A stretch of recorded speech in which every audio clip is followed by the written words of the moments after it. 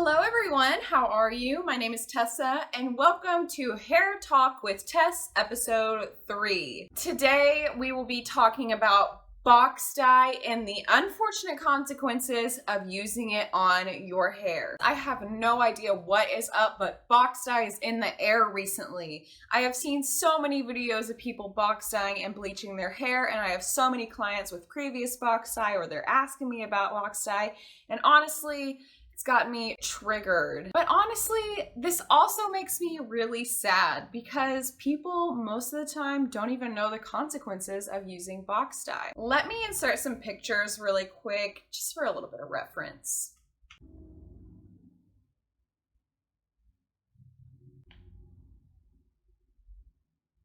Yeah, you definitely don't want that to happen to you. Before I dive too deep into the consequences of box dye, let me just do a little disclaimer. As a hairstylist, I am against box dye in pretty much every single case. And that reasoning is absolutely not because I want you to come to me instead. In fact, I know that most of the people who watch this video will probably never come sit in my chair, and that's okay. That's not the reason why I don't want you to use box dye. I'm also not against box dye because I don't want to share my secrets. That is not the case at all whatsoever. I'm against it because dyeing your hair is a chemical process. There are so many factors that go within dyeing your hair, and these factors can be damaging and potentially dangerous if you don't go about it the right way. I mean, let's be real. If dyeing your hair was as simple as grabbing a box off the shelf, why would I pay $20,000 to go to school?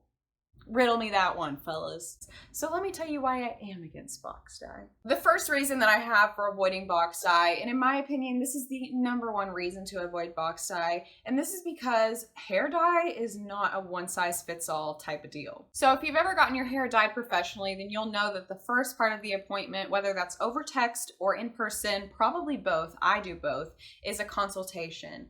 You sit down with your client and you talk to them about their hair. I look at their hair, I examine their hair, I pick through it and look at everything. I ask about their hair history. It's like a freaking doctor's appointment form. Consultations are to help the stylist understand the hair better so we can pick the right formula and chemical combination to put on your hair to provide you with the best results and the least amount of damage. A good stylist will take the time to not only assess what your hair looks like on the surface level, but also what your hair looks like underneath the surface, if that makes sense. But it probably doesn't because I'm a professional. The second biggest reason I have for avoiding boxed hair dye is because of the metallic salts that are in boxed hair dye. Most box dyes are advertised as progressive color, which means they're supposed to fade and blend and look more natural over time. The biggest problem with this is that metallic salts really don't mix well with any other chemicals. I'll just tell you guys a story about a personal experience I had in the salon. I had a guest come in and she had box dyed brown hair. It wasn't too dark, it was just a medium brown, and she wanted to go blonde. I did a strand test and everything seemed fine, so I went ahead and foiled her whole head. And when I went back to check the first foils that I did, the outside of the foils were burning hot to the touch and they were dripping bleach out of the sides, and that does not happen. So immediately I took those out, and since those were already blonde and the other ones were brown, I was like, okay, her hair didn't fall out back here, so I'm just gonna watch these and make sure that they're okay. So I just watched the rest, and thankfully, in this case, I got very lucky and none of her hair fell out, but her hair was extremely damaged and very compromised. So she ran the risk of her hair falling out. She got her hair super damaged. So, I mean, I guess she won in this case, but you can just see the chemical reaction that happens. It was literally burning hot to the touch on the outside of the foils. So another thing with metallic salts is they just continue to swell the hair color and push it deeper and deeper and deeper into the hair strand. And it causes the hair to be stained, like this picture right here. So you can see in that picture that the middle and the bottom of her hair is a lot darker than the top. And that's because this is the hair that has been dyed the most for the longest period of time. And that color from the box dye has just been shoved and jammed and crammed all the way into the core of her hair strand. So unfortunately for her, that hair will never be able to be blonde again in her life. She'll have to wait until it's cut off. That's definitely a consequence of using box dye. So before we move on, I just want to tackle henna. If you thought you were safe with henna, honey, think again. Henna also contains about the same amount of metallic salts as boxed hair dye and can give you very similar results to the pictures that I've just showed you. Now, number 3, let's talk about high levels of ammonia and PPD. You might be like, what the heck are those things? Well, I'll explain.